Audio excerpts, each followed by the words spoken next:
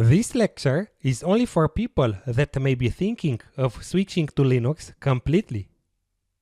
If you just want to learn Linux for a system administration job, then you can skip this lecture. I'm taking the perspective of a Windows user that may be thinking of migrating to Linux as its main desktop OS. You should know that I've done that more than 15 years ago and have never regretted it. Now, I'm using Windows just for some specific tasks, such as recording these videos. On the work PC and the laptop, I run only Linux. By migrating to Linux, you'll end up with a working and a more stable and secure operating system, which is really free and open. No more problems with licenses or pirated software. If you want to make the step, I recommend you a Linux distribution that is user-friendly.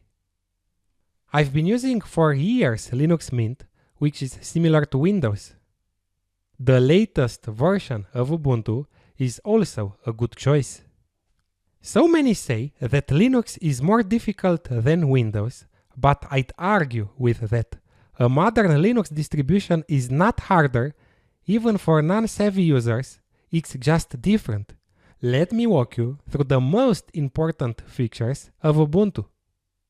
The first thing you may want to do is to access the settings. Go up to the top, click this small arrow, and you'll have access to the settings. Here, you can make all kinds of changes to the way Ubuntu looks and behaves. For example, go to Appearance, and you'll find there options for the window colors: light, standard, and dark. Many people prefer the dark theme, so you can enable it if you wish. Let's talk about the dock, which is the bar on the far left of the screen that contains icons for the most popular applications or the applications that are running. This is the dock. In this window, you can change the dock settings.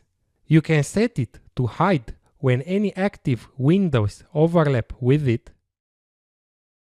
You can change the size of the icons or its position on the screen.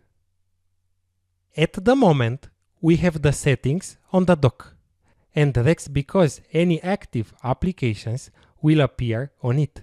In fact, it will display a red dot before each application that's running. If I start the Firefox browser, a red dot will appear just before the icon. It's running. You can also go to Activities, and it will show you all running applications for easy access. You can also access active applications by pressing the Windows key, which is called the super key in Ubuntu.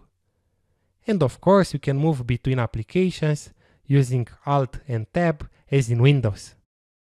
On the bottom of the dock, we have the Show Applications icon that will bring up all applications currently installed. We can scroll up and down if we wish, or search for an application name in the search box. I have searched for the calculator. I'm starting LibreOffice Writer, which is an open source replacement for Microsoft Office.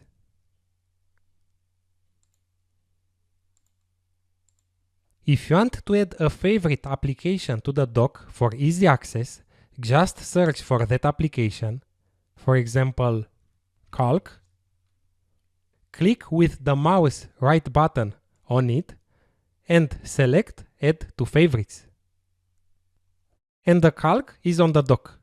And to remove an application from the dock, just click on it with the mouse right button and remove from Favorites. If you want to install new applications, just go to Ubuntu Software.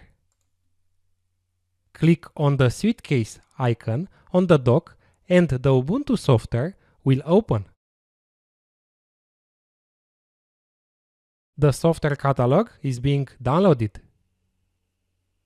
This is the main interface of Ubuntu Software with application categories including editor specs.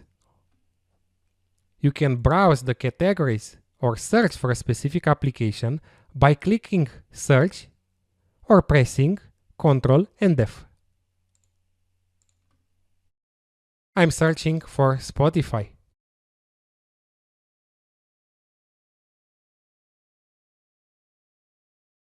To install an application, just select it and click on Install. You need administrative privileges, so you'll have to enter your password. Simply put, if you choose a modern Linux distribution like Ubuntu 20.04 or Linux Mint, the transition from Windows will be fairly smooth. Some of the problems that might appear are related to some licensed applications that are not available on Linux. For example, if you work as a graphic designer and use Adobe Photoshop a lot, then you should know that it doesn't run on Linux. Of course, there are some alternatives like GIMP or Inkscape, but it's not the original product. However, most applications, like all major browsers, video conferencing software such as Zoom, or integrated development environment applications such as Visual Studio Code, run on Linux as well.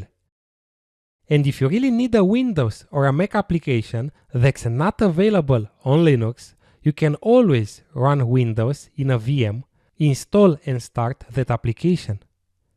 And one final thought. Compared to proprietary operating systems like Windows or Mac, Linux has only one master, and that's you.